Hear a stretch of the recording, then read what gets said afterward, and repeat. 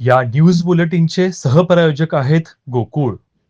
सांगली व मिरज शासकीय रुग्णालयात रुग्ण हक्क सनद फलकाचे अनावरण. रुग्णांचे हक्क हेच खरे मानवाधिकार आहेत.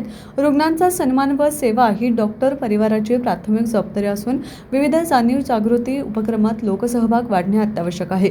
रुग्ण हक्क सनदेप्रमाणे अंमलबजावणी काटेकोरपणे करण्यात येईल असे मनोगत जिल्हाधिकारी अशोक काकडे यांनी व्यक्त केले.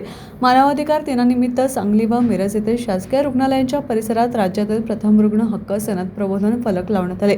याचे अनावरण जिल्हाधिकाऱ्यांच्या हस्ते करण्यात आले. कार्यक्रमाच्या अध्यक्षस्थानी अधिष्ठाता डॉक्टर प्रकाश गुरव होते. प्रमुख पाहुणे म्हणून खाडे शैक्षणिक संकुलाच्या स्वाती खाडे आणि शल्यचिकित्सक डॉक्टर विक्रमसिंह कदम उपस्थित होते. यावेळी रुग्णालयात कर्तव्यनिष्ठेने कार्य करणाऱ्या डॉक्टरांचा सन्मानपत्र देऊन गौरव करण्यात आला. तसेच संविधान दिनी जाणीव जागृतीचे उपक्रम राबवल्याबद्दल स्वाती खाडे, बेघर महिलांच्या पुनर्वसन व पुनर्विवाहासाठी कार्य करणाऱ्या सुरेखा शेख यांचा विशेष सत्कार करण्यात आला.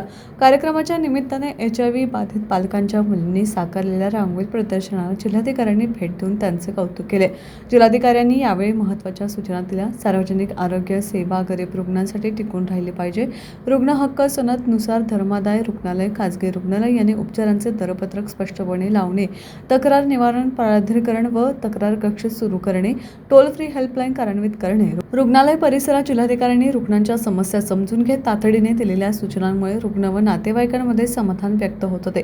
प्रास्ताविक आरोग्य हक्क समिती जनआरोग्य अभियानचे शाहीन शेख, स्वागत राजेश साळुंके, सूत्रसंचालन हनीफ डफेदार, आभार रमजान खलिफा, संयोजन प्रमोद माळी. कार्यक्रमाला ह्युमन राईट जस्टिस असोसिएशनचे नासिर सय्यद, अण्णा कनवडकर, नीता मुरगुडे, युसुफ शेख, अहमद शेख, रमेश भोसले, ॲडव्होकेट संजय पाटील, भारत होनमाने, अविनाश काकडे, चंद्रकांत माळी, योगेश रोकडे, बाळासाहेब रास्ते, योगेश पांडव, अफजल मोमीन आदी मान्यवर उपस्थित होते.